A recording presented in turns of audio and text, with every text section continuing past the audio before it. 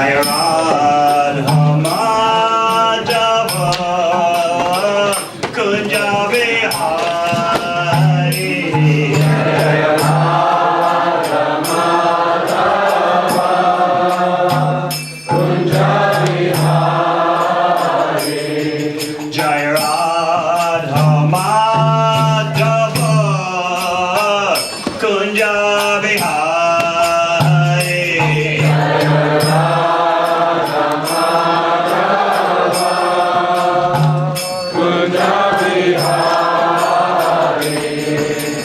Gopi Janabalabha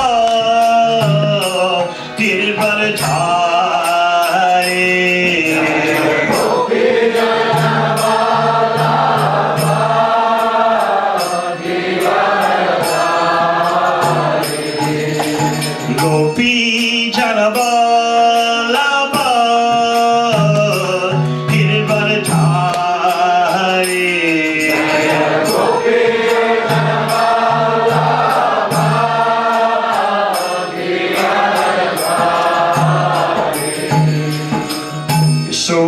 Sodanandana Prajadana Ranjana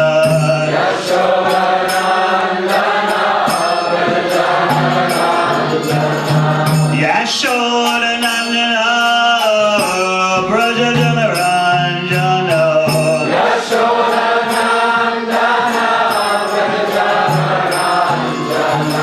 Jamuna Tira Vanachari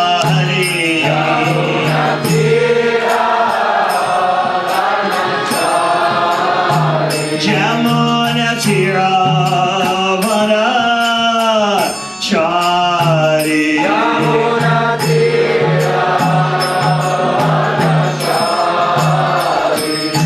Jaya Radha Madhava Kunja Vihari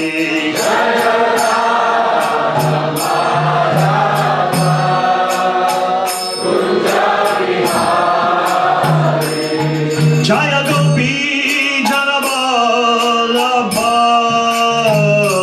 Girvardhari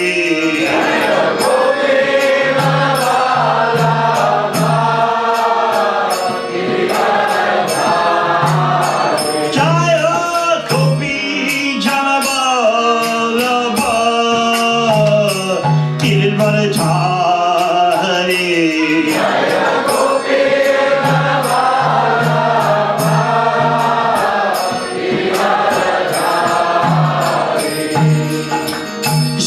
Sodanandana Brajajana Ranjana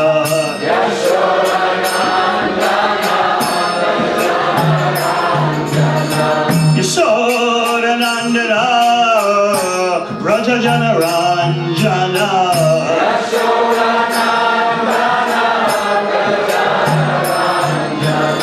Jamuna Tira Vanachari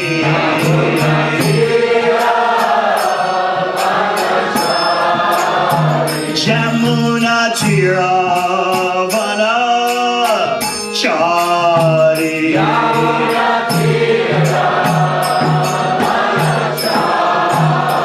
Jaya Radha Madhava Kunja Vihari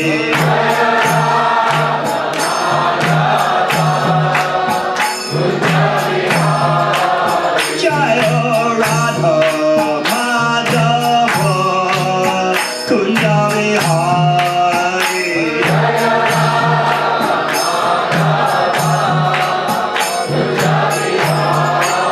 Jaya Gopi Janabalabha Girvardhari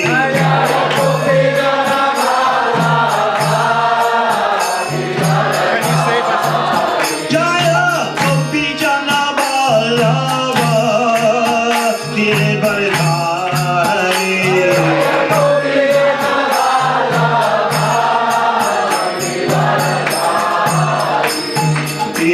Yashodanandana Brajajana Ranjana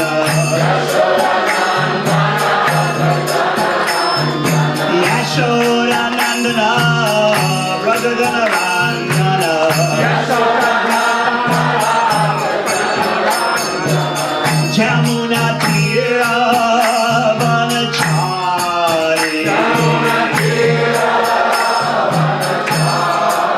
Jamuna Tira Vanachari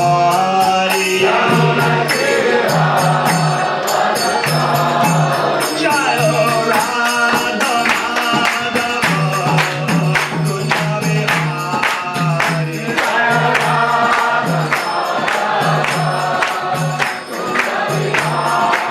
Jaya Radha Madhava Kunja Vihari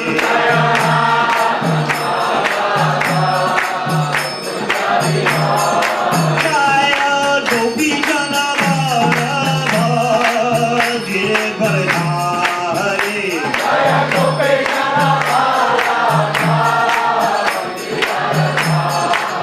Jaya Gopi Jana Vallabha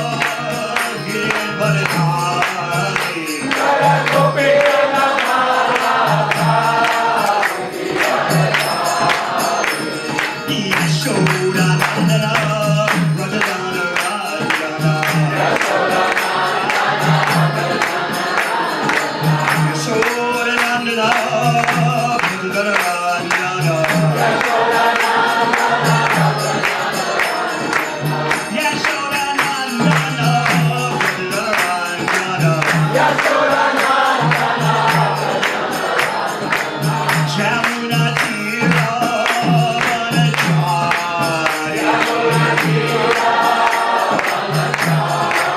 Jamuna Tira Vanachari Jaya Radha Kunja Vihari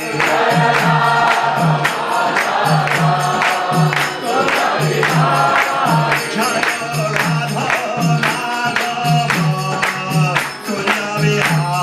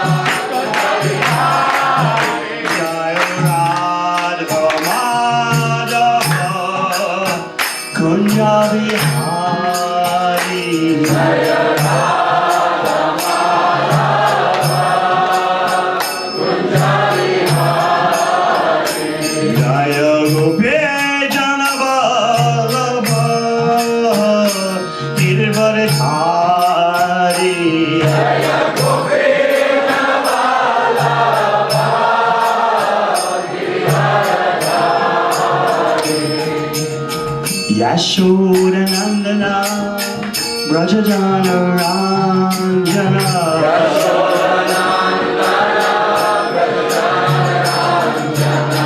Jamuna Chira Manachari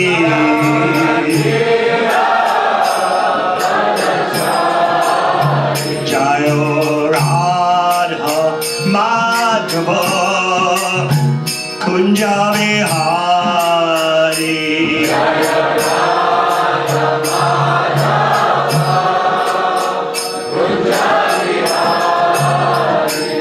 Jaya Radha Madhava Kunjavi Hari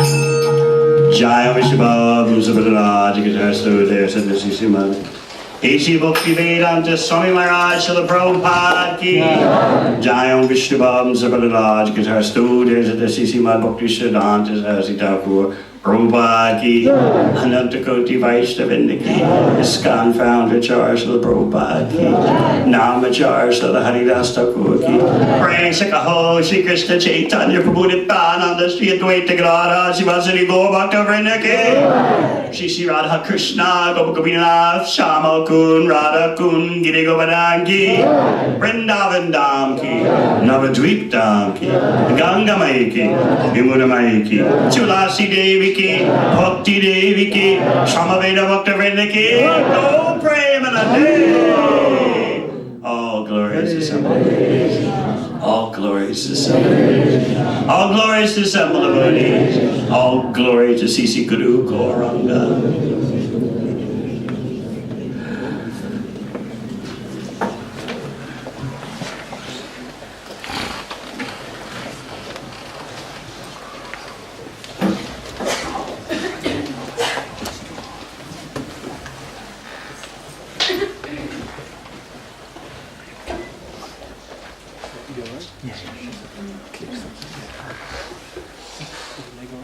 Reading today from Sri Chaitanya Devamrita, Madhya Lila, chapter 19. The Lord instructs Srila Rupa Goswami. Text 176 and 177. This first verse is found in Bhakti Rasamrita Sindhu, Nectar of Devotion. Jai Jai Sri Chaitanya Jai Nityananda. Jai Jai Sri Chaitanya Jai Nityananda. Jai Advaita Chandra Jai Gaur Bhakta Vrinda. Jai Advaita Chandra Jai Gaur Bhakta Vrinda. Jai Jai Sri Chaitanya Jai Nityananda. Jai Jai Sri Chaitanya Jai Nityananda. Jai Advaita Chandra Jai Gaur Bhakta Vrinda. Jai Advaita Chandra Jai Gaur Bhakta Vrinda. Jai Jai Sri Chaitanya Jai Nityananda. Jai Jai Sri Chaitanya Jai Nityananda. Jai Advaita Chandra Jai Gaur Bhakta Vrinda. Jai Advaita Chandra Jai Gaur Bhakta Vrinda.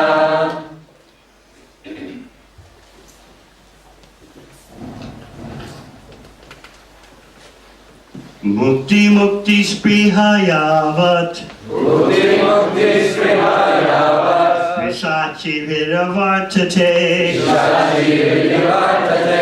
Tavat Bhakti bhakti sukhasyatra Tavat bhakti sukasyatra katham abhyudayo bhavet Katham abhyudayo bhavet bhukti mukti sprihayavat Bhukti mukti sprihayavat shachi hridi vartate Shachi vivartate tavat bhakti sukhasyatra Tavat bhakti sukasyatra katham abhyudayo bhavet Katham abhyudayo bhavet bhukti mukti sprihayavat Bhukti mukti sprihayavat shachi hridi vartate Shachi vivartate tavat bhakti sukhasyatra Tavat bhakti sukasyatra katham abhyudayo bhavet Katham abhyudayo bhavet Bhukti mukti sprihayavat Bhukti mukti sprihayavat Shachi vivartate Tavat bhakti sukasyatra Tavat bhakti sukasyatra Abhyudayo bhavet Katham abhyudayo bhavet Bhukti mukti sprihayavat Bhukti mukti sprihayavat Sachi hridi vartate Shachi vivartate Tavat bhakti sukasyatra Tavat bhakti sukasyatra Katham abhyudayo bhavet Katham abhyudayo bhavet Bhukti mukti sprihayavat Bhukti mukti sprihayavat Shachi hrivartate Shachi vivartate Tavat bhakti sukhasyatra Tavat bhakti sukasyatra Katham abhyudayo bhavet Katham abhyudayo bhavet Vaishnavis. Bhukti mukti sprihayavat Bhukti mukti sprihayavat Shachi vivartate Shachi vivartate Tavat bhakti sukhasyatra Tavat bhakti sukasyatra Katham abhyudayo bhavet Katham abhyudayo bhavet Bhukti mukti sprihayavat Bhukti mukti sprihayavat Shachi vivartate Tavat bhakti sukasyatra Katham abhyudayo bhavet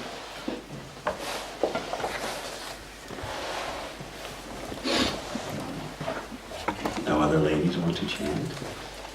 Bhukti mukti sprihayavat Bhukti mukti sprihayavat Shachi vivartate Shachi vivartate Tavat bhakti sukhasyatra Tavat bhakti sukasyatra Katham abhyudayo bhavet Katham abhyudayo bhavet Bhukti Bhukti for material enjoyment. for material enjoyment Mukti Mukti and for liberation from material existence. and for liberation from material existence Spriha, Spriha desires. desires Yavat, Yavat as long as. long as Shachi, Shachi the witches. the witches Hriti, Hriti within the heart. within the heart Vartate, Vartate remain. remain Tavat, Tavat that long. that long Bhakti, Bhakti of devotional service. devotional service Sukasya, Sukasya of the happiness. of the happiness Atra, Atra, here. here. Katam, Katam, how. how. Abhyudaya, Abhyudaya awakening. awakening Bhavet, Bhavet can there be. can there be Translation. The material desire to enjoy the material world and the desire to become liberated from material bondage are considered to be two witches, and they haunt one like ghosts. As long as these witches remain within the heart, how can one feel transcendental bliss? As long as these two witches remain in the heart, there is no possibility of enjoying the transcendental bliss of devotional service. Purport: this verse is found in the Bhakti Rasamrita Sindhu 1:2-22.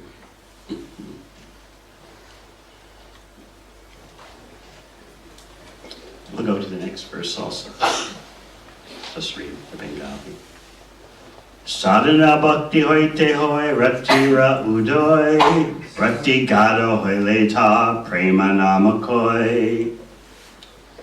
By regularly rendering devotional service, one gradually becomes attached to the Supreme Personality of Godhead. When that attachment is intensified, it becomes love of Godhead. Purport. The Bhakti Rasamrita Sindhu gives the following information about sadhana bhakti.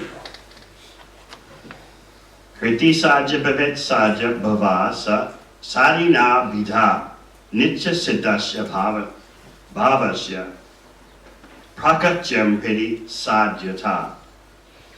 The process of devotional service, beginning with chanting and hearing, is called sadhana bhakti. This includes the regular principles that are intended to awaken one to devotional service. Devotional service is always dormant in everyone's heart, and by the offenseless chanting of the holy name of the Lord, one's original dormant Krishna consciousness is awakened. This awakening to Krishna consciousness is the beginning of sadhana bhakti. This can be divided into many different parts, including faith, association with devotees, initiation by the spiritual master, engagement in devotional service under the instructions of a spiritual master, steadiness in devotional service, and the awakening of a taste for devotional service. In this way, one can become attached to Krishna and his service. And when this attachment is intensified, it results in ecstatic love for Krishna. The word rati is explained in Bhakti Rasamrita Sindhu as follows. Yaktam masrin natevanta lakshate rati lakshanam mamukshu prapratinam chet bhavet esha ratir nahi. When a tenderness of the heart is manifested, there is rati, or attachment. But those who are interested in being liberated from material bondage will not manifest this tenderness. This attachment is not like material attachment. When one is free of material contamination, attachment for Krishna's service awakens and is called rati. In the material world, there's attachment for material enjoyment, but this is not rati. Transcendental rati can be awakened only on the spiritual platform. Ecstatic love for Krishna, prema, is described in the Bhakti Rasamrita Sindhu as follows. Samyam mashrinita svanto mama twa dishayan kita bhava sa eva sandratma buddhai prema nigajyate. When the heart is completely softened and devoid of all material desires, and when one's emotional feelings become very strong, one becomes very much attached to Krishna. Such purified emotion is known as pure love. Om Jnana Chivanandasya Jnananjana Shalakaya Chakshun Militanyena Tasma Shri Gurave Namah. Jai Shri Krishna Unitananda Shri Advaita Gadadhara Sivasri Gaura Bhaktivinoda. Hare Krishna, Krishna Krishna, Hare Hare, Hare Rama, Rama Rama, Hare Hare.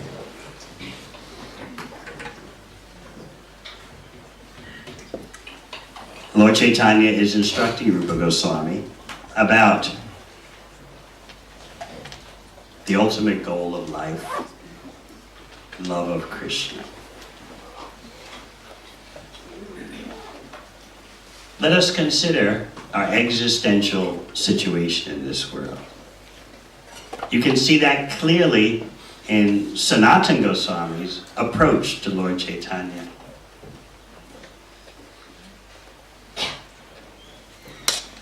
He said, look at my situation.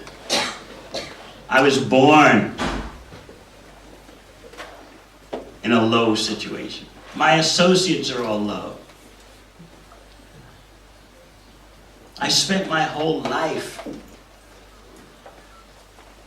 in the lowest level of material existence. He's showing us how to view our karmic past. Of course, as we discussed in the case of Sanatana Goswami, he was actually born in a very high-class, genuine Brahmana family, but by his association with materialists, he considered that he had become totally low class, and therefore his birth was disqualified, so consequently low birth. In the purport, Srila Prabhupada explains to us that Sanatana Goswami is showing us how we are typecast by our association.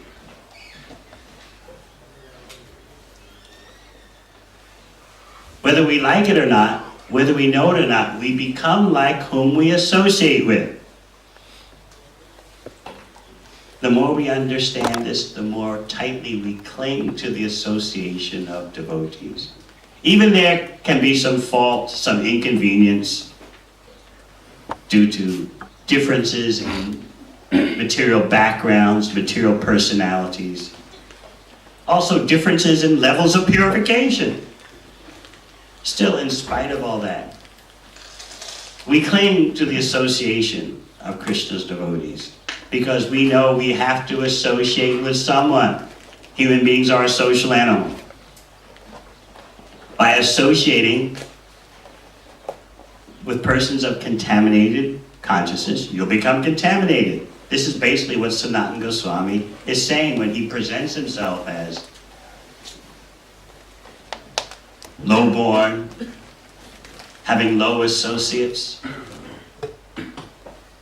spending his whole life at the bottom of the well of material existence. He's letting you know, regardless of auspicious circumstances of one's birth, just by subsequent association, one can be considered to be degraded, low-born.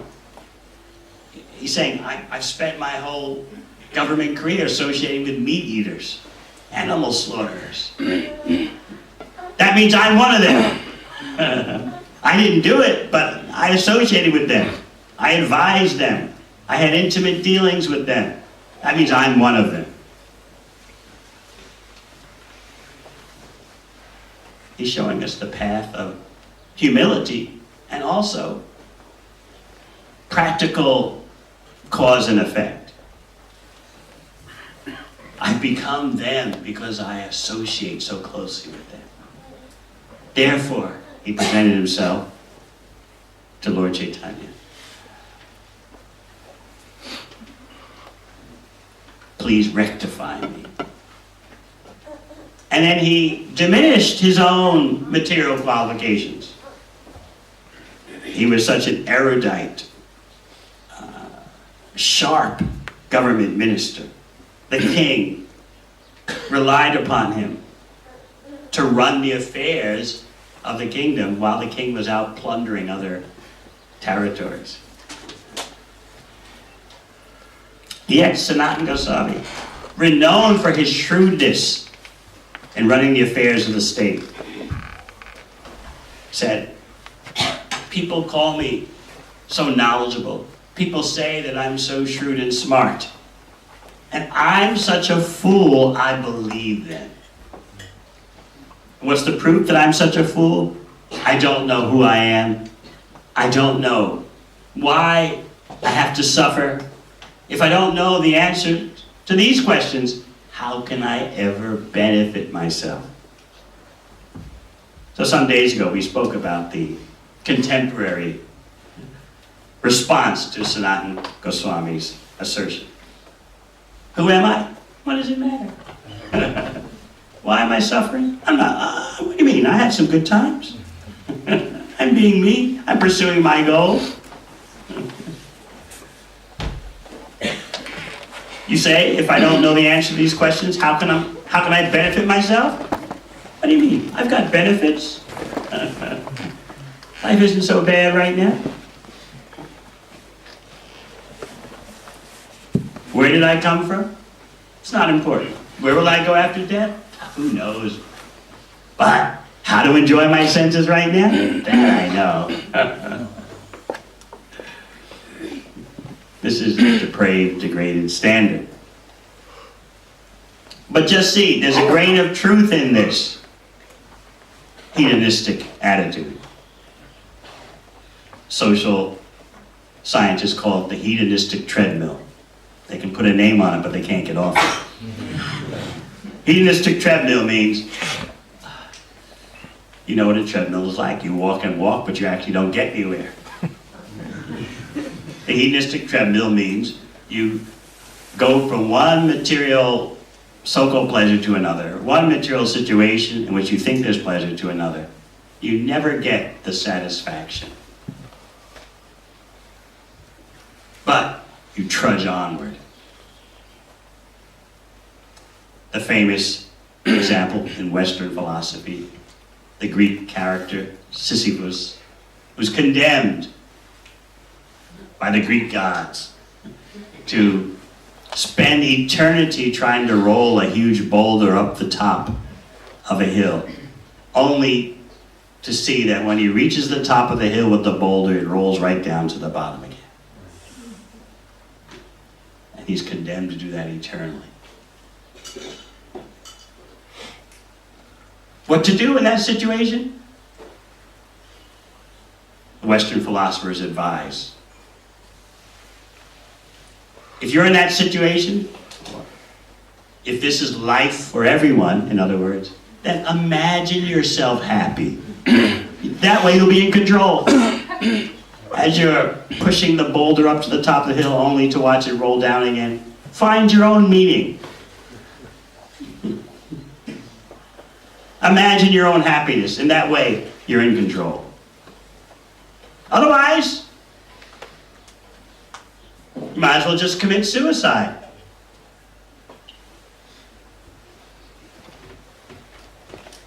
If you don't choose to do that, which many consider a legitimate option, even if they don't do it. If you don't do that, then you have to imagine your own happiness. Find your own bliss. So this is the predominant folk philosophy of the day. Find your own bliss somehow or other. That's the purpose of life. Taste your own bliss somehow or other.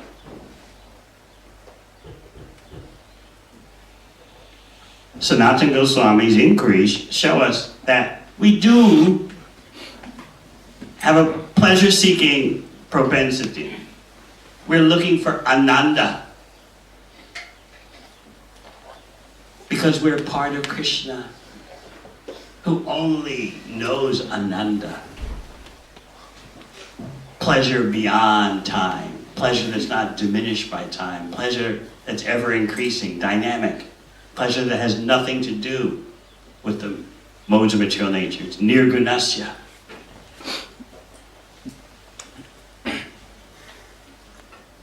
So there's truth. There's a grain of truth in our material endeavors for pleasure. It's just that we're totally misguided, totally misled, and we're misapplying the pleasure principle.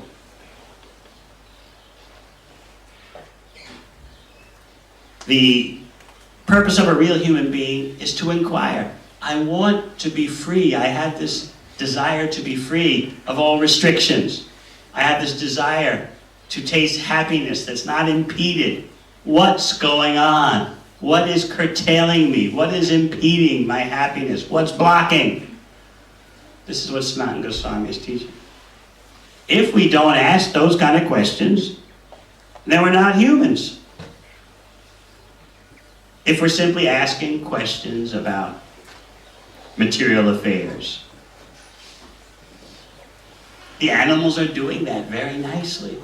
But a human being is meant to inquire. I want pleasure. Why is it being blocked? That kind of inquiry is not being negative. It's being human. Every pleasure pursuit, every material pleasure pursuit that you try to pursue always brings some problem and limitation, some curtailment, some impediment, some kickback. You're meant to think, why? So again, there's truth in the quest for pleasure. There's a grain of truth in our quest for pleasure in the material world, in our quest for pleasure in the material body and mind, pleasure in relationships. There's a grain of truth.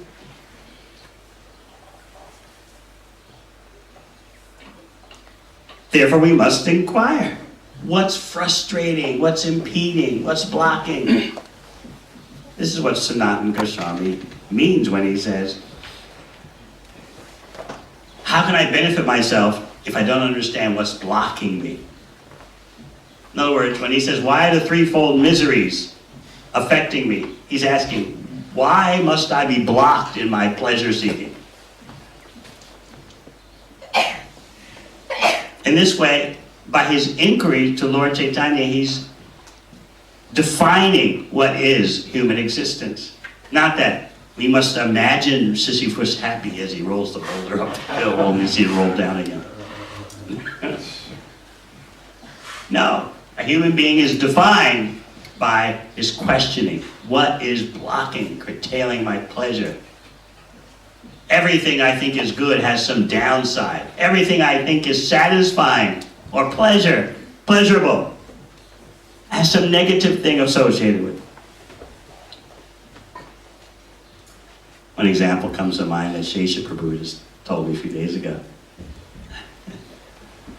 You all know that an abominable characteristic of Kali Yuga amongst the social scene is an animalistic activity known as date rape. So prevalent amongst many of our devotees. They've undergone this in their karmic days. It's so common, shockingly common.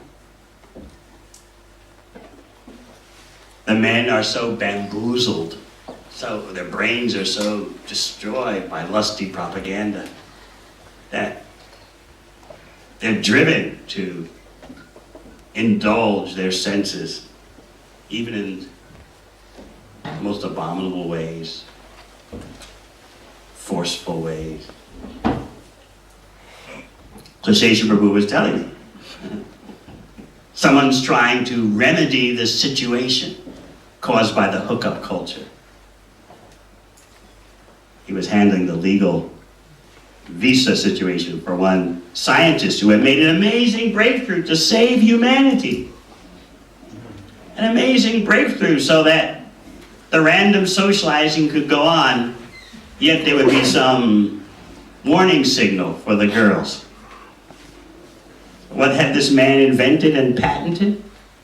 He had patented a special nail polish for ladies that when they, before going out on a date, they put the polish on their fingernails, and then when they're offered a drink, because it's a common thing that such bestial men do, they spike the drink, you know, to make basically knock the girl out or make her very groggy, so the bestial man can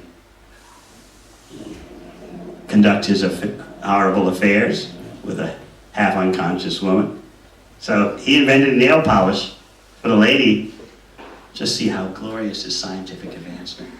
That when she's offered the drink, she can stick her finger in the drink, and if there's something in there, the nail polish will turn a certain color, and she knows.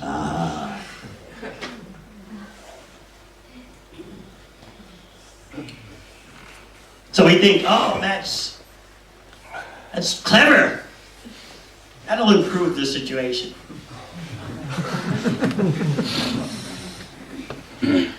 Of course, the whole situation is based on a problem. Misconceptions of what is pleasure. Therefore the need for alcohol, therefore the need for these animalistic types of indulgence, devoid of any regulation, devoid of any proper social containment. So this is just an example of how things in this day and age proceed. We think we're making progress because we come up with such measures. We don't get to the root of the whole problem. The root of the whole problem is contact with material nature, guna sangha. So Sanatana Goswami, in his inquiries to Lord Chaitanya, wants to get to the root.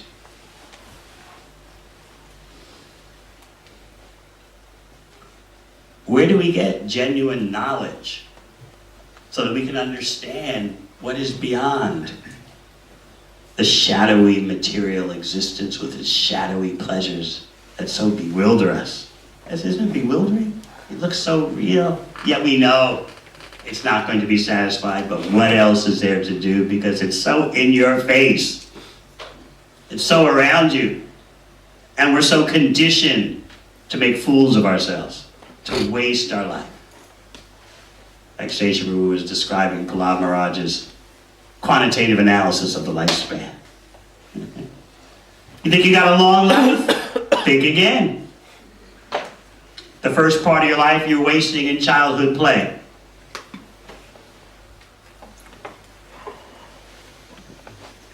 As soon as you go out of the childhood playing stage, it's time for school. As soon as you finish school, it's time for work. All right, in New Zealand, you may take a few years off after you finish school for that overseas experience. Because just by living in New Zealand, you miss out on what's happening in the rest of the world. It's all so different in the rest of the world. What's the excuse so many young people give me as they head overseas? I want to see other cultures. Other cultures. They're all doing the same thing, just different styles. So what they really mean is I want to see how they're eating, sleeping, mating, and defending overseas. How they're chewing the chewed. We chew the chewed this way in New Zealand. Let's see how they're chewing the chewed in Thailand, or London, Los Angeles.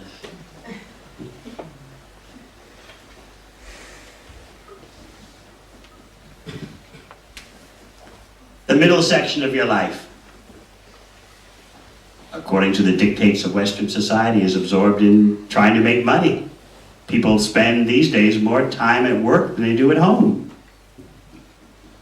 Then old age comes. The debilitations of old age become a preoccupation in of itself. So Prahlad Maharaj points out, you don't actually have so much time. Remember the story I told about one lady I met in Japan? Japan, as Rudaram Pandit can tell you, they have a special term. Just like in Sanskrit, the terms for things that have no equivalent in English. The Rasa science has so many terms for various stages of love of Krishna. At best, in the Western world, people talk about love of God. They have, at best, and that's not often, but they have no idea of the dynamics of what is love of God. Because they have no idea what is God. They have some material conception in the mind, at best. And the norm these days is to have never even think about it. It's called apatheism. Apathetic apatheism. I'm not an atheist. I'm not a theist. I just couldn't care less. And I'll tell you the truth, I never think about that stuff. It's called apatheism. This is the fastest growing religion in the world. Even in the USA. They're called the nuns, N-O-N-E-S.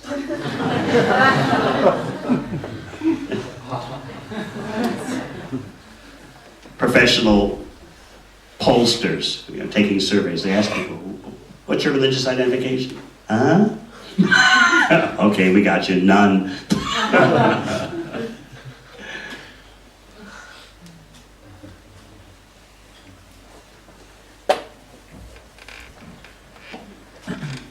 Yet there are so many words in Sanskrit for the multi-level experience of loving Krishna.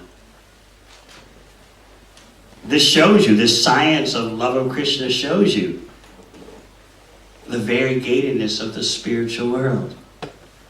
Just listen, we can jump ahead to Lord Chaitanya's instruction about the gradual development of prema, love of Krishna. The gradual development of prema may be compared to different states of sugar. First, there is the seed of the sugar cane, then sugar cane, and then the juice extracted from the cane.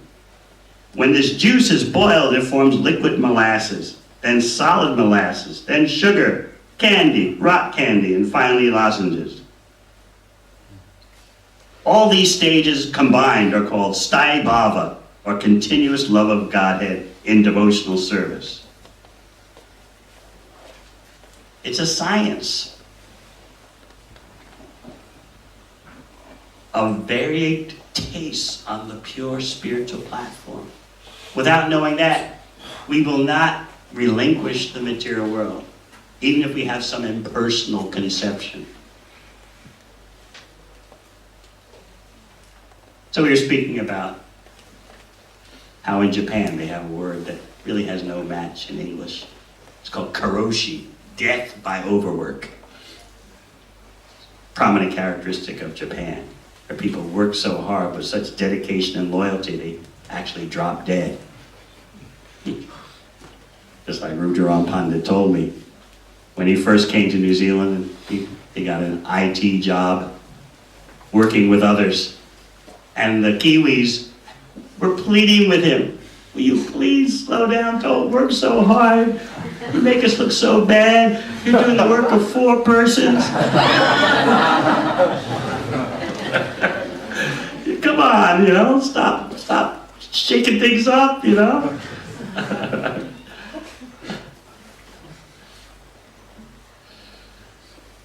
So one lady there told me her life. She was very interested in proceeding in bhakti knowledge. That's what she told me. I was a young girl. I did all the things I was supposed to do as a good Japanese girl. I studied in school. I married. While my husband worked hard, I practically never saw him. I raised the children. And then I thought, when my children grow up, then I'll have some time and free space. But when the children grew up, they had children, and I was a grandmother. So I still had no time. Because according to the dictates of Japanese society, even though I had spent so much time and energy raising my children, now I had to spend so much time with my grandchildren while their parents slaved night and day working. So now, she said, I'm 65. Finally, my grandchildren, they've grown up. Now I have time. But my body and mind are so exhausted. Every time I pick up Bhagavad Gita, I fall asleep. And she began to cry. Now she finally has time, but her body and mind are so exhausted from all that toil and hard work. She cried in lamentation and regret. Now I can do what I want. I can absorb myself in enlightenment, but my body and mind don't permit me. I explained to her, please chant Hare Krishna every day.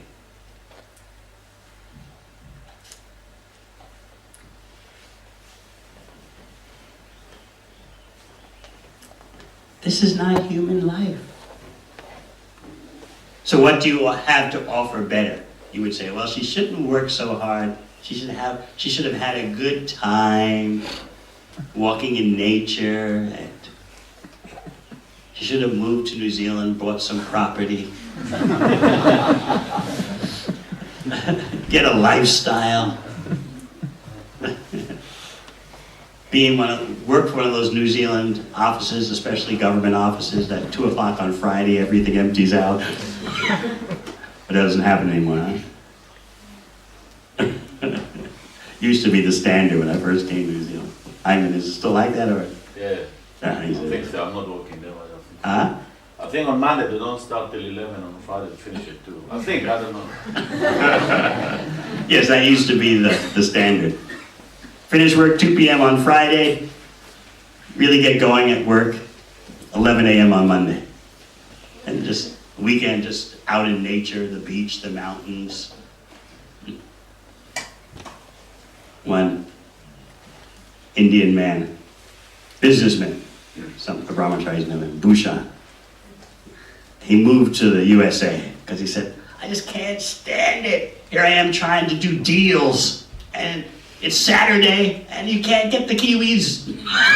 They're all out, playing rugby, attending rugby matches, walking in nature. I want to make deals. It's Saturday. I want action.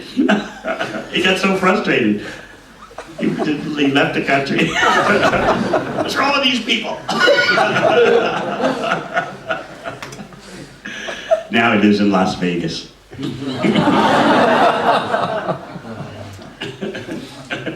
So we never mind all the sinful activity. There's deals happening all the time.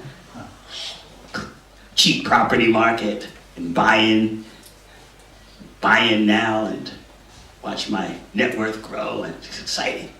Yeah, these Americans, they know what life is all about. Business, 24 hours, 24/7, yes.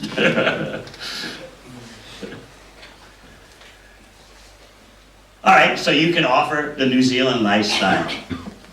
You don't bother me, I don't bother you. I got my little house in my own valley.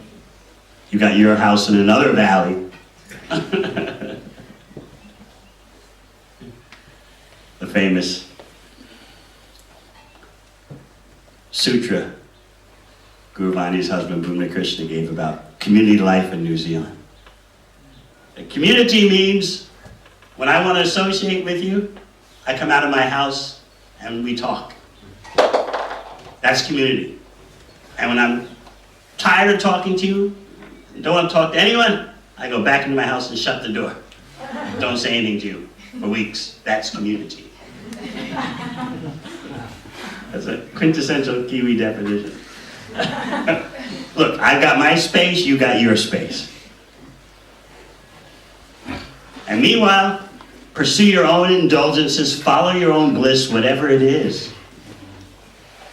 Hook up, break up, hook up, break up. It's all understandable. It's all part of pursuing your bliss. Teach your children to do the same thing, because that's all life is about. Let your children follow their own bliss. That's your responsibility, to inculcate this principle in them. And your children, follow your own bliss.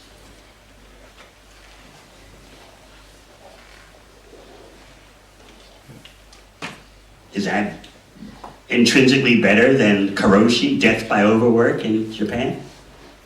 In both cases, the goal of human life is totally missed, totally forgotten. So in Bhakti Yoga, we face that reality. We are pleasure-seeking. Now, what are we going to do about it? Why are we subjected to pursuing pleasure in such a hostile atmosphere? What do you mean hostile atmosphere? I had some pleasure a few days ago. Yeah, what do you mean? But where is it now? Why a few days ago? A real human being questions this. Why do I have to die? Why must my pleasure end? Why do I have to get old? Why am I shackled by material nature? I want to be free. The quest for freedom beyond economic and political so-called freedom, that is the real essence of human life. I want to be free from the grip of material nature.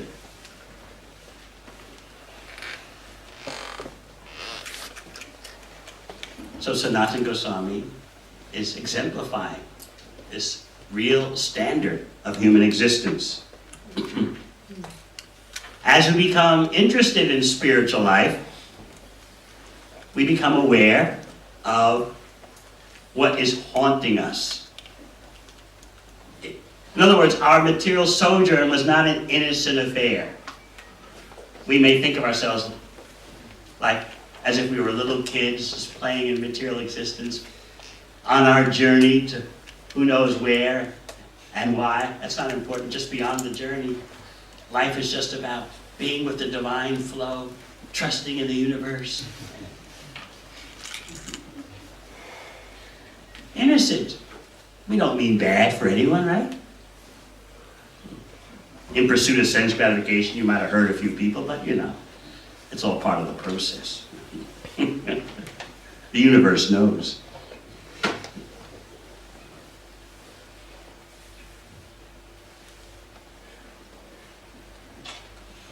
As you become more aware of the contaminations we picked up, we become alert. And this is what Lord Chaitanya is imparting to us. Become alert. There's two witches in the heart that we've picked up. One of which, of course, is very common. The other is more common for those who have contact, some kind of impersonal knowledge, and they have some awareness that there should be some kind of state of liberation beyond material existence. So Lord Chaitanya says, the material desire to enjoy the material world and the desire to become liberated from material bondage are considered to be two witches, and they haunt one like ghosts. As long as these witches remain within the heart, how can one feel transcendental bliss? As long as these two witches remain in the heart, there's no possibility of enjoying the transcendental bliss of devotional service. So this is what's troubling us. These witches harass us. As you chant Hare Krishna more and more with attention, you become aware of these witches. Certainly the first one, the desire for material enjoyment. It's so built into our conditioning. It's like your mind and body scream at you, I don't care if it's temporary, so what? I gotta do something. My mind and senses want to get into something. I don't care if it's low grade, transitory, and all those words the Bhagavatam uses. Superficial, what else were the words? Superfluous, transient, whatever. Due to that conditioning for material enjoyment, your body and mind literally scream at you. I can see devotees going through this. They're in the convalescent stage. There are two stages in bhakti, basically. Convalescent stage and the relishing stage. In the recuperative or convalescent stage, you're trying to get over a disease. Sometimes there are setbacks as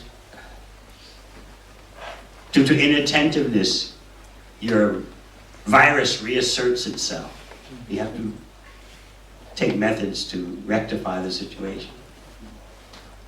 One has to be careful, one has to be cautious. The doctors are telling you, you just got over, you've just escaped a deadly virus. Watch whom you associate with. Watch your behavior. Get enough rest. Don't become taken over again by this disease. That's the convalescent stage. You can't expect in the convalescent stage that all your faculties will be functioning perfectly. But you follow the doctor's order so that you can become completely healthy again. So in bhakti, there's the recuperative stage, the convalescent stage, and there's the relishing stage. The relishing stage is in pure love of Krishna. We heard yesterday Sankirtan Yoga Devi Dasi presenting her interaction with someone she met at a mall. The person asked, is this about God? She said, no, this is about the Supreme Personality of Godhead. Huh? It's true. There is an extraordinary difference between the Western concept of God, or the Eastern concept of God, and Krishna. Generally, when people hear the word God, what comes to mind is some kind of Ishwar, some kind of supreme controller, who doesn't have any personality, doesn't have any form, who is probably just an energy. Christians say, or Muslims say, God created.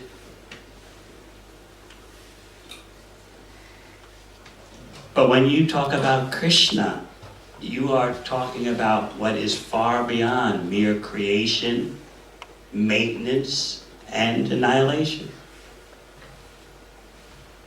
Krishna does not directly create, maintain, or destroy the universe. Krishna is the supreme enjoyer. Krishna simply has pleasure activities. As I often explain, all the things that we want to do, all the ways that we want to be happy, Krishna does unlimitedly, but not the slightest problem. That's why we become envious of Krishna. How is it that Krishna can enjoy like that and we can't? But Krishna comes to this world to show you his pastimes, his all spiritual activities, to invite you, come participate in this. No, I'm too busy, I'm having my own pastimes. I'm wasting my whole life in temporary material affairs. I'll have my own leelas, my own pastimes.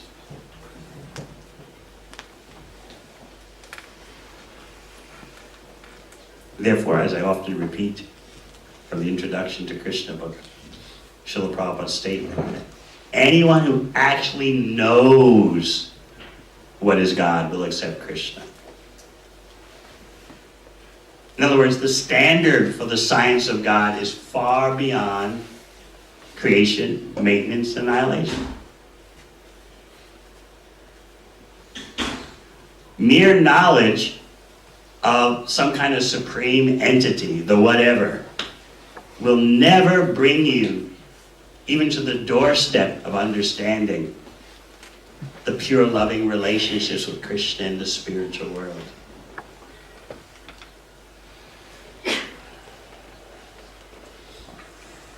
Even understanding the Supreme as the super soul in everyone's heart. God is within. Even that will not allow you to understand the opulences of Bhagavan. Unlimited wealth, strength, fame, knowledge, renunciation, beauty.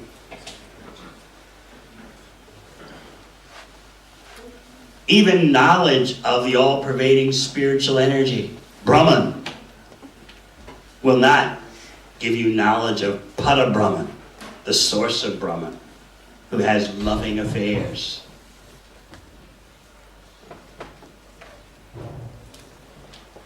So, it is truthful to tell people, is this book about God? No. Not about what the God in your mind. Because there's no satisfactory English definition of God. In some languages, like Chinese, maybe Japanese also, is there a word for God in Japanese? Yes. But to people, what do they think of when they hear the word? More like attached to some sort of form is kind of related to some legend or superstition.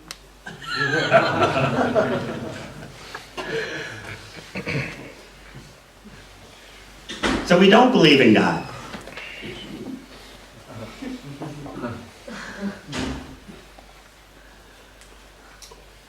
There is an extraordinary difference between material conceptions of God and Krishna.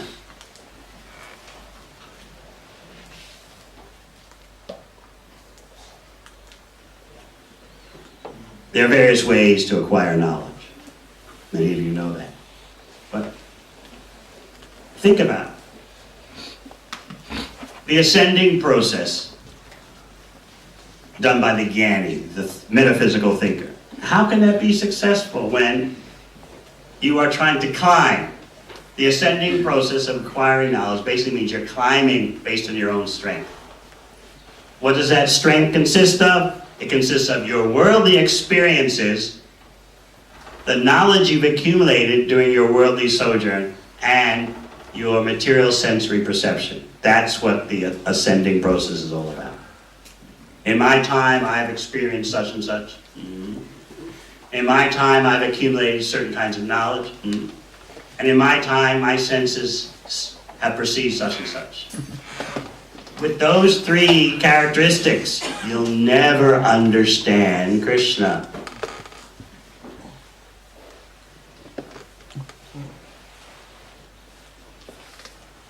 So someone might say, well, then what am I supposed to do? My experience means nothing. My accumulated knowledge means nothing. My sense perception means nothing. What to do? What's next?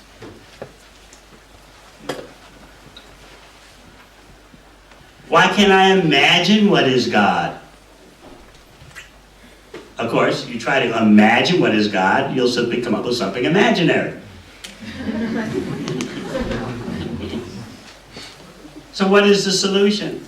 The solution is the descending process. That which comes down. How do you understand what is the sun when it's pitch dark all around? You have to wait for the sun to rise. And the sun, especially when it's shining here, it's so direct, it's so laser-like.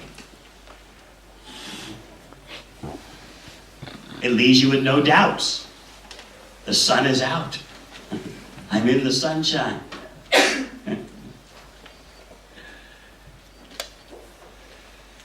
The sun can be, it becomes so intense, it's beyond your calculations. Is there a sun? Is there not? I was talking to Sri Shakti yesterday. And she was wearing a hat. I said, come on, you got enough brown in you, you're protected against the sun. And she was telling me, nope, yeah, I'm getting sunburned. She was like shocked, I'm getting sunburned.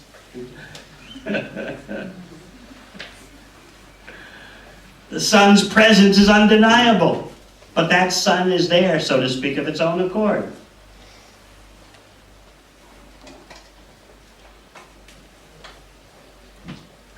Srila Bhaktisiddhanta Saraswati Thakur gives this example. When the sun rises, when the sun is shining, you experience directly the sun. Similarly, when the Krishna sun rises, through chanting, through kirtan, through japa, through associating with devotees, through hearing Srimad Bhagavatam, through taking prasad, you know I'm in the sun.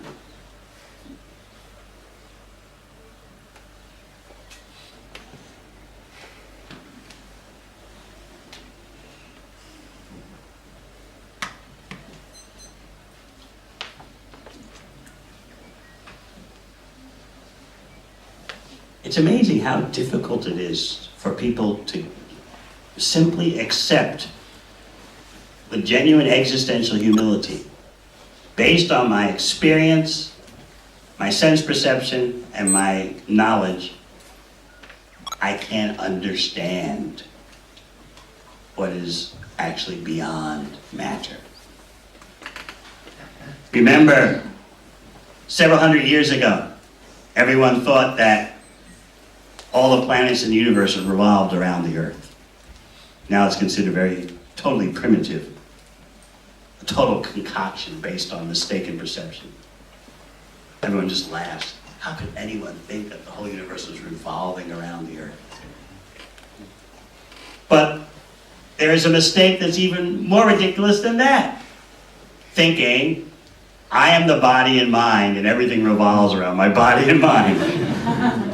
We want the day to come when people recognize, totally ridiculous. Just like when they hear that the planets are revolving around the Earth.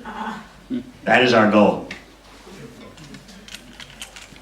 We want the day to come about when people laugh, thinking there could be human beings who conceive of themselves as the body and mind and think everything revolves around the relations with their body and mind. However, the impersonalists are not much better. Yes, they're transcendentalists. Genuine impersonalists are transcendentalists. But they make the mistake of assuming the spiritual I is the all in all, and everything revolves around the spiritual I. It's still self-centeredness in a mistaken way. It's still the wrong focus. I am spiritual.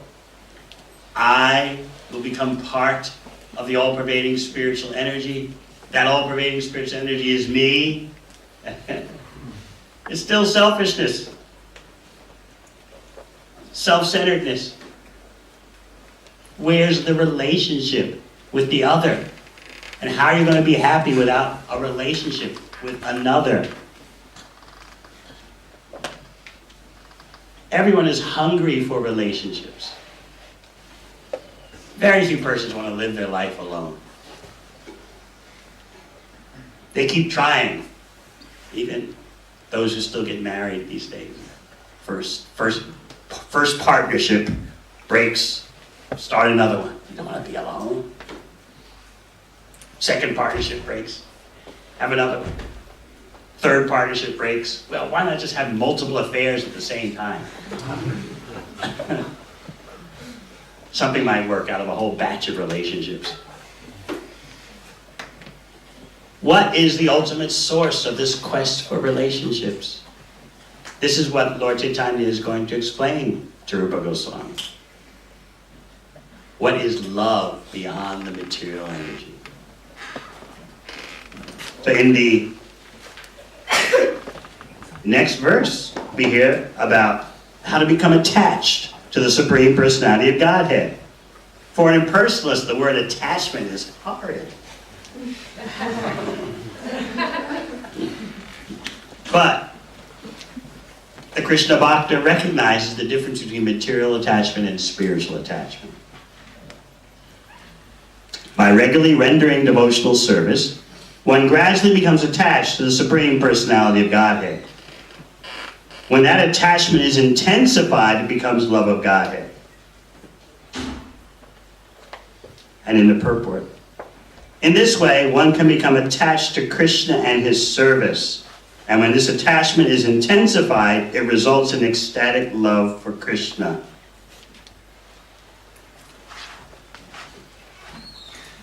Lord Chaitanya explains about the tenderness of the heart. Sounds quite exotic, right? Generally you think of the tenderness of the heart in terms of mundane relationships. Actually, I don't think people even talk about that anymore. Oh, your heart is tender. Anyone ever said that? Those days are long gone, right? Your heart is soft like butter. If you said that, the other person wouldn't even believe you. But in the science of love of Krishna, these terms are very important. How the heart becomes tender, how the heart melts like butter. There's a whole science to it. How to intensify attachment for Krishna. That is our goal. The goal of devotional service is not liberation, although liberation happens as an automatic byproduct. The quest of the devotee is not for liberation. The example given by Devamrita Thakur. Mukti swayam mukalitanjali sevates.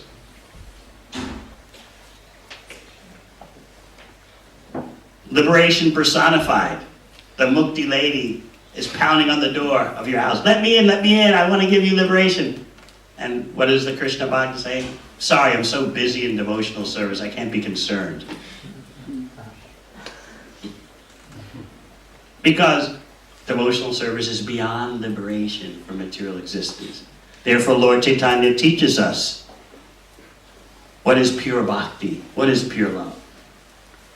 Birth after birth, I don't mind taking as long as I have service to Krishna. So you say, what do you mean birth after birth? Don't you want to get out of the material world? No, I want service to Krishna. Because the striking reality of bhakti is that as long as you are absorbed in devotional service, you're not in the material world. A real devotee is simply thinking of Krishna's pleasure. That means when you're doing that, you're not in the material world. If you always think, how can I be enjoyed by Krishna? How can I give Krishna pleasure? You're not in the material world anymore. And the more the consciousness of offering yourself to Krishna for his enjoyment becomes prominent, the more you realize you're not in the material world, and therefore why should you care about liberation? If Krishna wants me to take another birth for his service, I'll do that. I just want the service. The most precious thing for a devotee is devotional service, which begins with hearing and chanting about Krishna. How to engage all my senses in Krishna's service. It's not an ordinary thing. It's not part of the membership activities of a certain club. Prabhu, you belong to this club now, you gotta do devotional service. That's the way this club functions. These activities of bhakti are the eternal activities of the spirit soul. You're hearing and chanting about Krishna now. In Krishna's abode in the spiritual world, you'll also hear and chant about Krishna's glory. Your quest for relationships in the material world indicate that there is a supreme spiritual reality where there are relationships. When you say Krishna is the supreme enjoyer, you're saying that Krishna is the supreme relator. He's the supreme master of relationships. Only out of frustration due to immaterial existence would you say, that's it, there are no real relationships. The Lord Chaitanya is introducing to Rupa Goswami the whole panorama of spiritual relationships, the science of various attachments and tastes beyond matter. Sometimes it can seem a little foreign to us, yes? Somebody, well, this is quite exotic. Prema, rati, attachment.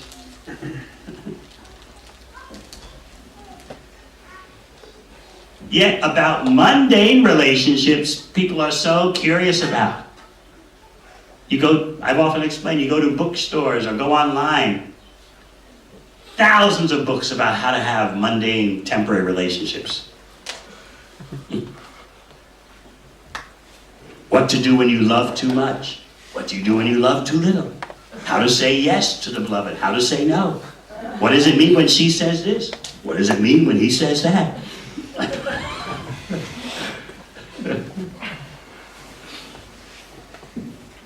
From every angle, there's so much analysis. Trying to revive the sinking ship.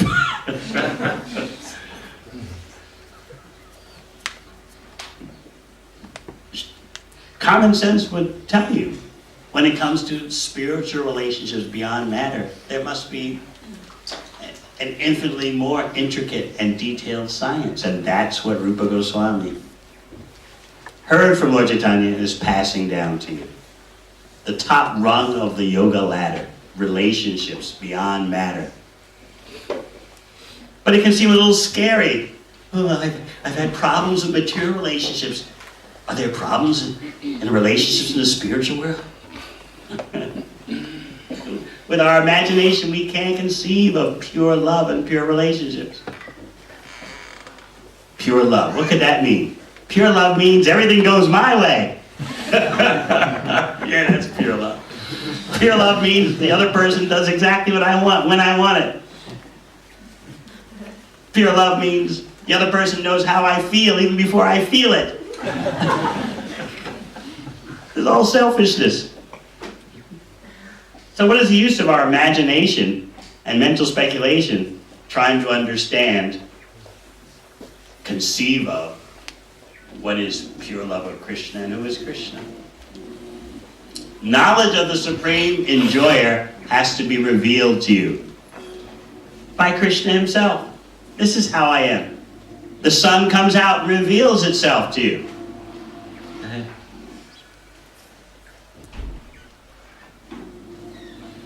Leaves you no doubt. Just like when I first came to New Zealand, I remember 1993. Where was I? I was on the Coromandel somewhere. And I had never been sunburnt before. So I said, I'm going to prove. I told the devotee who was with me, Chandrasekhar Maharaj, I'm going to prove that I can lay out on the top of this mountain in the Coromandel in the bright sun. I'm not going to be sunburned.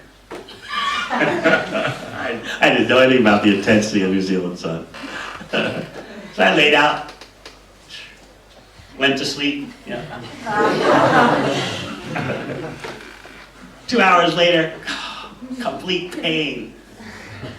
My whole face was red. So, well, I guess I proved to myself there's a sun. Leave yourself to be exposed to Krishna. That is the proof.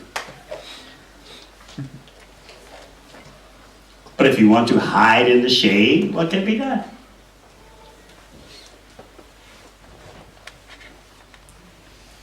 Our whole efforts, as you heard last night at the Sankirtan celebration, our whole efforts are based on how to get people into the Krishna sun so they can have experience. As long as they have sunglasses on and shade umbrellas and covered from head to toe, not only will they be vitamin D deficient, which is a huge problem in this country, but from using the spiritual example of that, they'll never, on their own, know what is Krishna or experience what is Krishna, because knowledge of Krishna is beyond their material perception. You have to drag them into the sunlight, and then, there's sun. Like Sheshaprabhu and I watching you all dancing during kirtan. You're basking in the Krishna sunlight. You're rejoicing. There's sun, there's Krishna. Now some always ask me, but what happens when the kirtan ends? Why should hearing and chanting about Krishna end? Use your life for engaging everything in Krishna's service. Job, family, salary, resources. Bhagavatam says, pranaya artai diya vacha. You offer to Krishna your life energy itself. Your wealth, arta. Diya, your intelligence, vacha, your words. Then we can intensify our attachment for Krishna. We want to feel attached.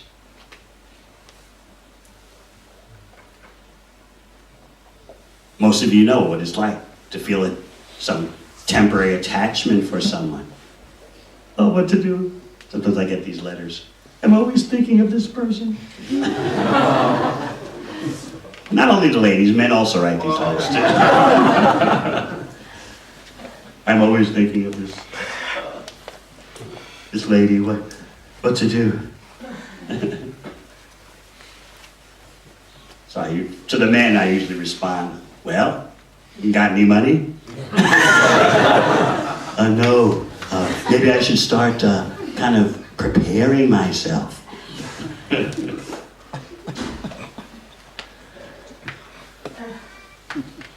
Or the ladies write, I can't stop thinking of that particular person. Of course, the marriage board will respond, well, are you sure he's thinking of you? Oh, I never thought about that.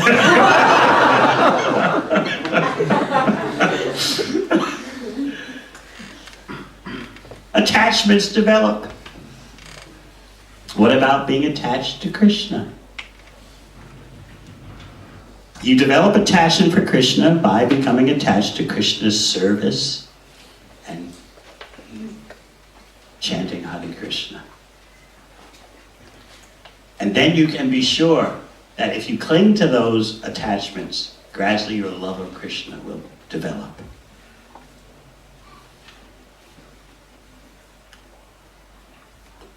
In a civilized society, we heard a few days ago how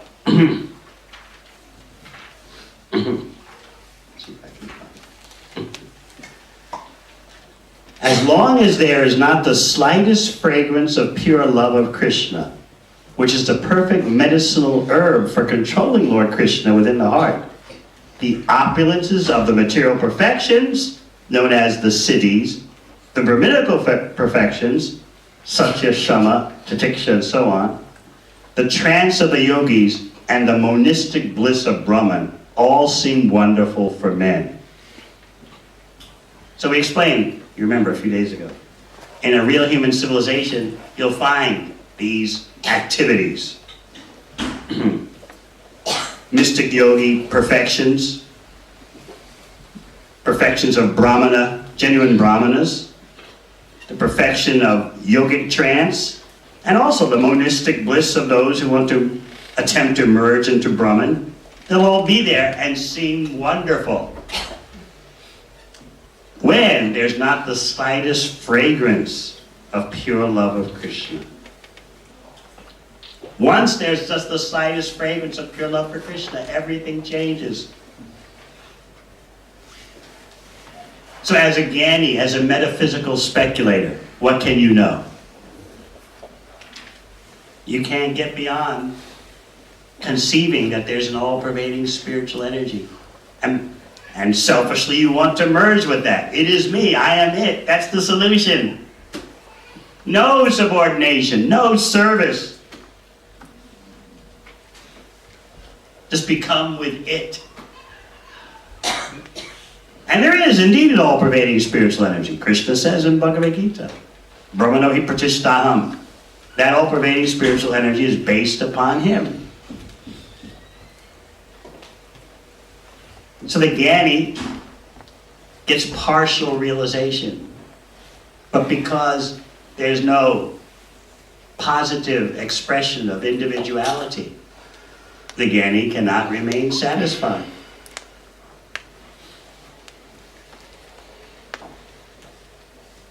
Cannot remain in that state of Brahman realization because it's not the constitutional position. It's a temporary state, an artificial state, artificial reprieve.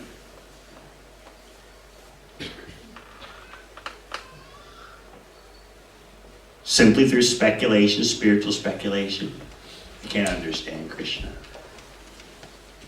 Then there is bhakti with awe and reverence. You'll find this in Vaikuntha, predominated by Lord Narayan, Lakshmi Narayan. Everyone, all the devotees there in that part of the spiritual world, they know here is the Supreme Personality of Godhead and his energies. They're very reverential, overwhelmed by the Aishvarya, the opulence of the Supreme. All power, all might, all knowledge. But that bhakti, that devotional service, in the mood of awe and reverence, oh, how great God is, will not allow you to understand the topmost portion of the spiritual world, Goloka Vrindavan, where no one knows Krishna is the Supreme, and not only that, no one cares. This is where Krishna has the most pleasure. This is where that medicinal herb, pure love of Krishna, makes everyone the controller of Krishna because of their pure love.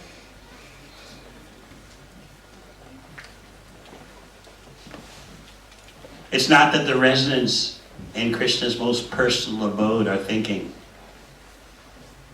He's God, yet we're playing the role of how he's our son, he's our friend, he's our lover. No. They're just lost in the unlimited ocean of attraction to Krishna. Sometimes they talk amongst themselves. Great sages, sadhus, say that Krishna is the Supreme Personality of Godhead. What do you think about that? No, it can't be so. Remember when he's a little boy, he cries when he's not fed. He goes around stealing butter. He tells lies. Nah. He's not God. And Krishna relishes that. Because Krishna wants their spontaneous love. He doesn't want love shackled with awe and reverence. This shows you how Krishna is a supreme enjoyer. Even in your own little case, you could think. Suppose persons are just worshiping you with awe and reverence prayers day and night. You like it at first, but you get tired of it after a while. Because your heart longs for some kind of spontaneous, loving affairs. You don't want to be around persons night and day. Oh, you are so great. Oh, you are so powerful. You are all-knowing. Everything is your energy. No, you want to engage in spontaneous, loving affairs, not just hear praise all the time.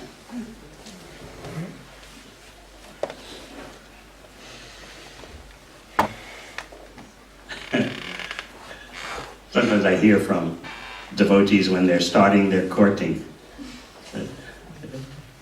I don't say anything, but they say it. I even hear the men say in relation to the girl that just started courting them, Maharaj, I never knew that she is so high. I never knew she's so elevated. Or what's another one? Guru Maharaj, she's too good for us. I call it hormone talk. Then a few years later, what do? When there's some quarrels and strife. Remember what you told me? I was just, driving under the influence.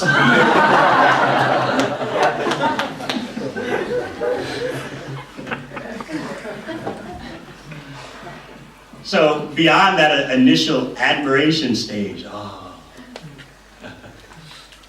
you are so wonderful. You are so Krishna conscious. You are more surrendered than me. That phase really doesn't satisfy you. No. Intimacy is wanted, spontaneity. Why should Krishna be stuck up simply with awe and reverence? So as the supreme enjoyer, he thrives in bhakti that's beyond awe and reverence. And that kind of knowledge Lord Chaitanya came to distribute. The most confidential treasury of love of Krishna. And this is what we're dealing with. The most confidential treasury is made available even to the lowest of persons in the most degraded age.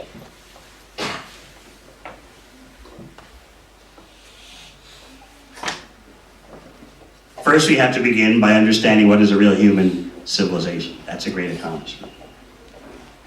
Then we can understand the characteristics of a real human civilization. Mystic yogic perfections, yogic trances, Brahmana perfections, monistic merging, and then far beyond that is bhakti.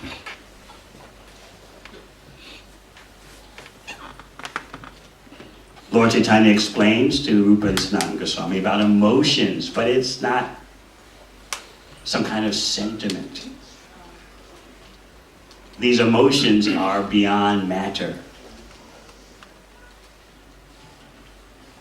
When Chaitanya Charitamrita talks about emotional love of Krishna, it is not religious sentiment. You're hearing about the activities of the spirit, soul, and perfection. That means relationship. Why, when it comes to spiritual goals, we are so afraid of relationships? This is the impersonalist problem. They've got a phobia about relationships.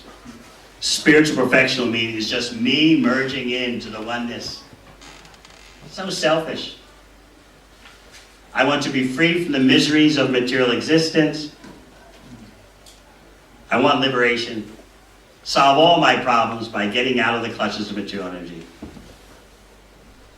But this is a witch, because it's selfish. Pure love means I want to serve Krishna wherever, whenever, however. I simply want to fulfill the desires of the beloved. So therefore, Lord Chaitanya is explaining those two witches in the heart. The desire to enjoy the material world and the desire to become liberated from material bondage. Both are selfish. Now finally, let us say that it is intelligent for young devotees to want to be free from the material world. But still you should be aware of what real love is and what the goal is. And you become so much in love with Krishna, you don't care whether you're in the material world or not. So, for the young devotees, we're not going to harass you. Do you want to become free from material life? Yes, you want to become free from material life, but do you want to become liberated from the material world? You should. That's preliminary human intelligence. I want to get out of the clutches of illusory energy. But as you advance in bhakti, you start to become attracted to the prayer of Lord Chaitanya. I don't care if I take birth after birth, as long as I have loving devotional service to Krishna. That's how super excellent is pure loving service to Krishna. Whatever the beloved wants, however. That is the attitude of Goloka Vrindavan. All the pure servitors in Goloka Vrindavan are simply thinking, what is Krishna's pleasure? They're not even thinking, is Krishna the supreme? No, just how to please Krishna. This is what we're being trained for. And the mercy of Sri Chaitanya Mahaprabhu and his representatives give us 100% chance to achieve this goal in this lifetime.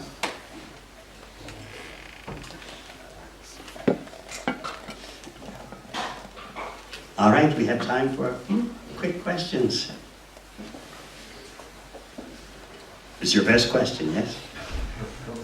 I hope you forgive me if I put you on the spot and say Shiprabhu with this question. But so I'm here with the devotees. My children are here. With my wife's support. A couple of very nice guests are here. Hopefully you'll consider answering, or at least consider the question for the future. You don't have to answer right away if you don't want to. But I've seen on the following Srila Prabhupada DVDs that Srila Prabhupada said that if my books are distributed behind in the Soviet Empire, behind the curtain, that the Berlin Wall would come down, that empire would fall. And then later I've read Jayapataka Swami say that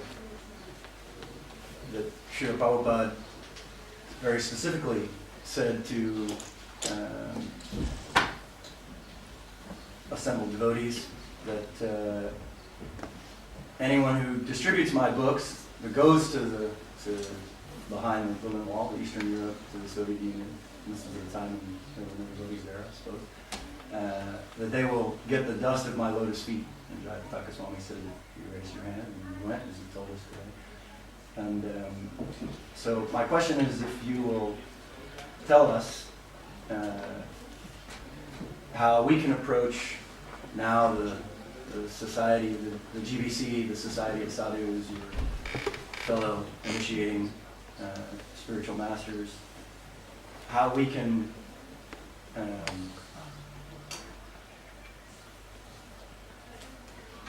serve you or please what it is that the GBC would like. I am simply the servant of the servant.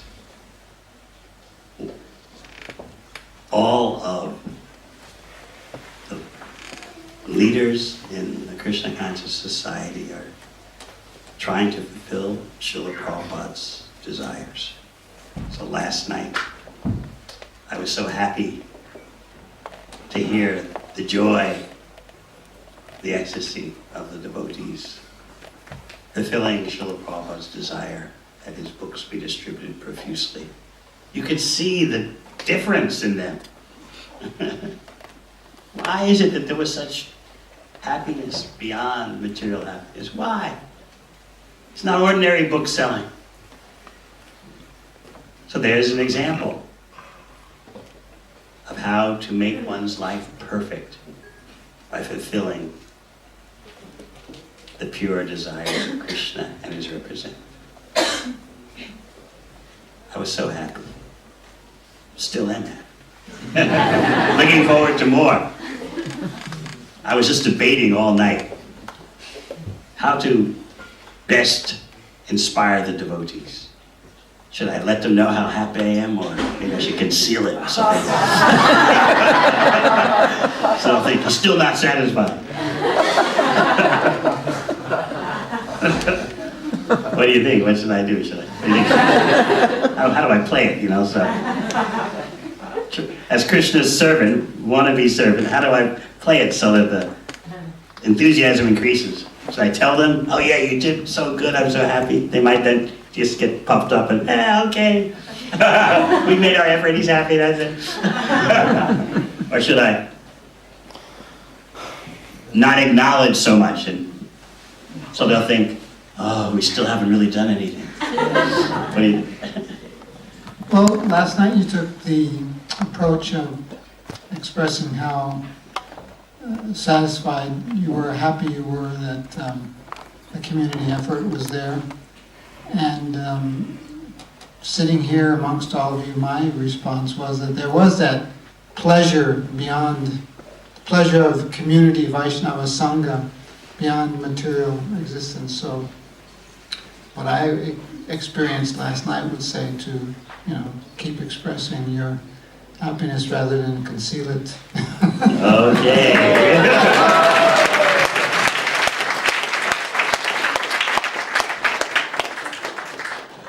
All right. Shesha has solved the puzzle.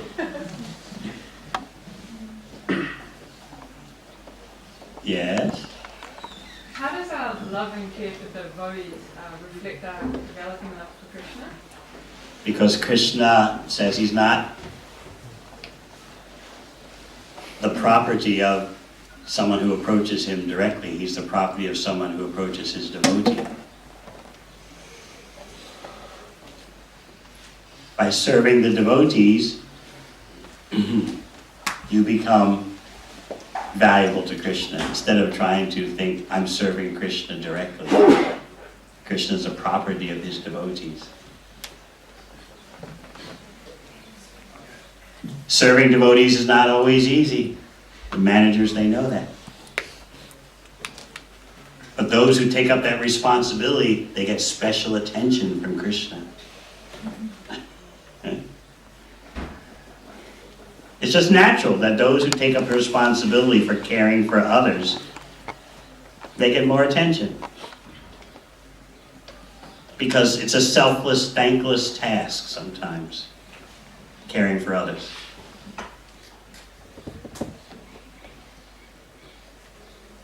So if you want the quickest way to attract Krishna's attention, give Krishna to others and care for Krishna's devotees. Do those two things and you very quickly attract Krishna's attention.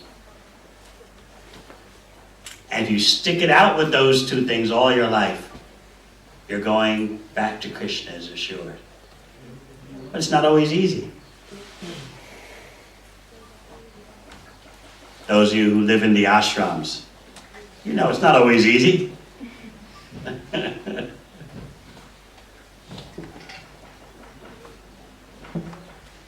It's difficult for men to live together, and you ladies know it's very difficult for ladies.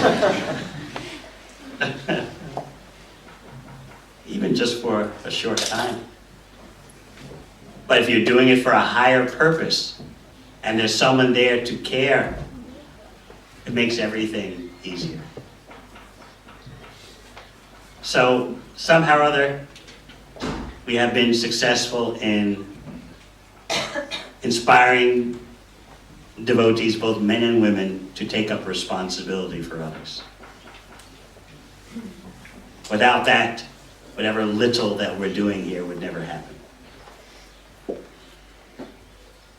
Somehow or other, there is a desire to care for others, to take responsibility. And you have to start somewhere.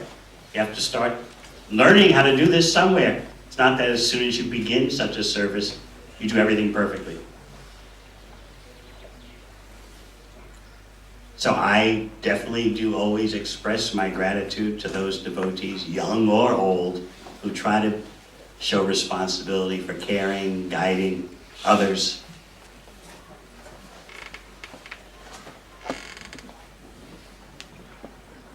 In that way, the company culture continues.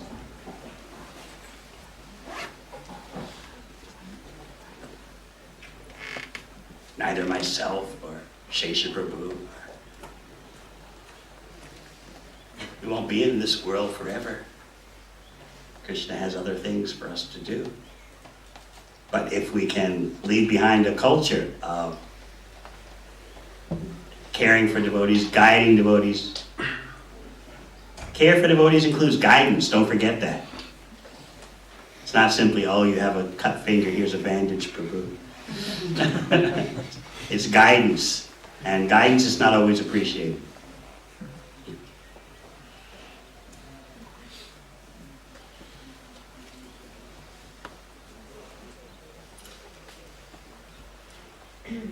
So I'm grateful for those devotees who are taking responsibility to care for others, giving guidance, counseling, mentoring. It's often not appreciated. Neophytes can be a bit unappreciative. Older devotees can become a bit neophytish and become unappreciative of any attempts to help. And you're always debating.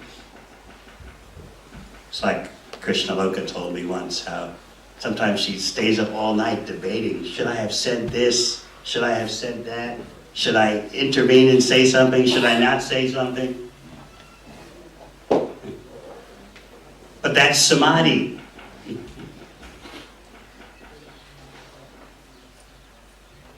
Krishna says, always think of me. This is always thinking of Krishna.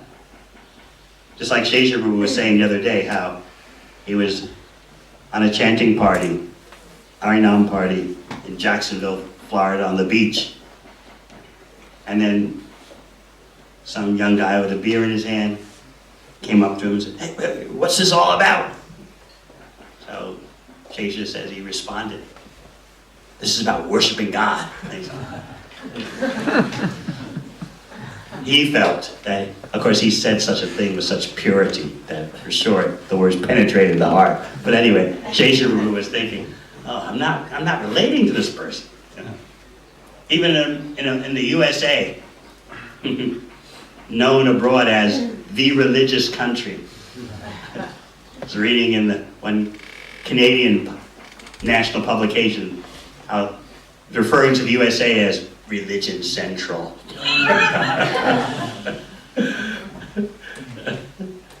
And often the Australian and New Zealand media refer to the USA as that religious country. But things are changing quickly. The fastest growing religion is, as we point out, the nuns. No religion, never think about it. Apatheism. So Sheshabru was thinking, I could have said something different that would have connected with him more. But his thinking like that, that's always thinking of Krishna. How to say what Krishna says. What's the best way to deliver Krishna's message without changing? That's always thinking of Krishna. Similarly, always thinking how to guide devotees, how to care for them, when to say something, when not to say something. Just like was done with you when you were a brand new devotee. Remember Bhaktin Lay?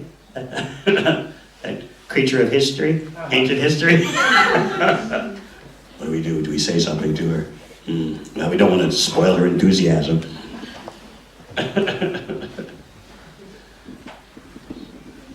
So now you inherit that same responsibility.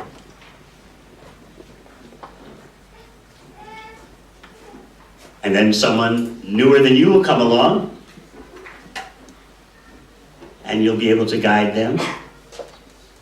And based on the company culture that they inherit from you, they'll guide someone coming after them.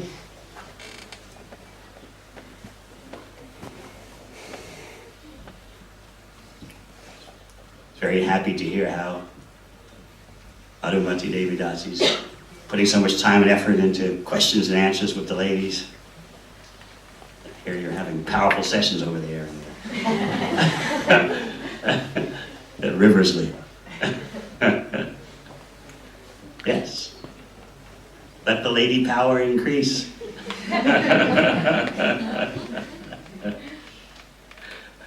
We're an equal opportunity employer, so. That's our company policy. Whoever wants to do something, we're very happy that they want to do something. Never mind your gender.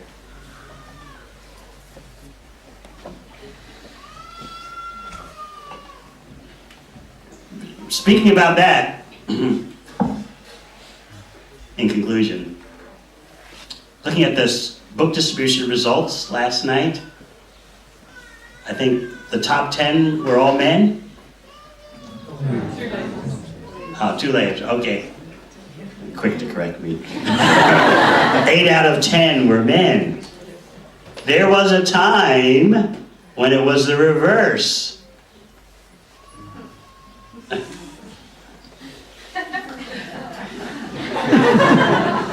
Some of you remember, yes?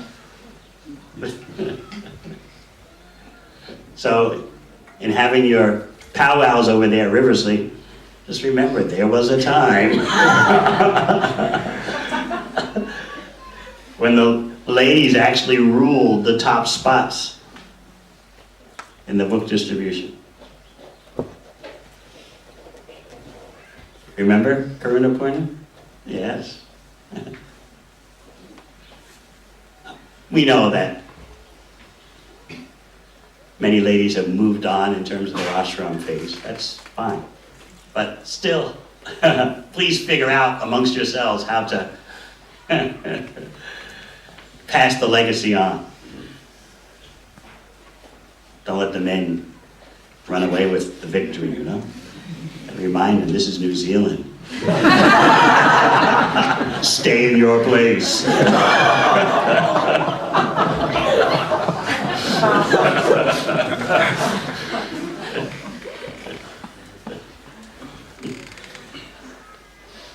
Remember that sign? I don't know if you saw it. It's not there anymore. As you drive out from the Auckland International Airport, you're leaving the airport, you're driving into the city. Right as soon as you exit the airport compound, there used to be a big banner over the road. It was kind of it was an advert meant to catch your attention, but still, it was there. Big letters on the banner. Welcome to the Women's Republic of New Zealand. It was an advert, but still. All right. You all want the power? Please, distribute Lord Chaitanya's mercy.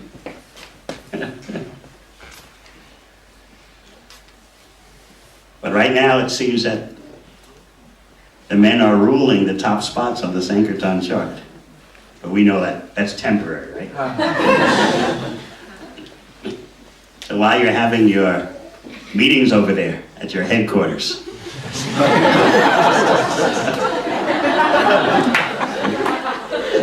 General Madhumati, please make some plans how you're going to regain your constitutional position.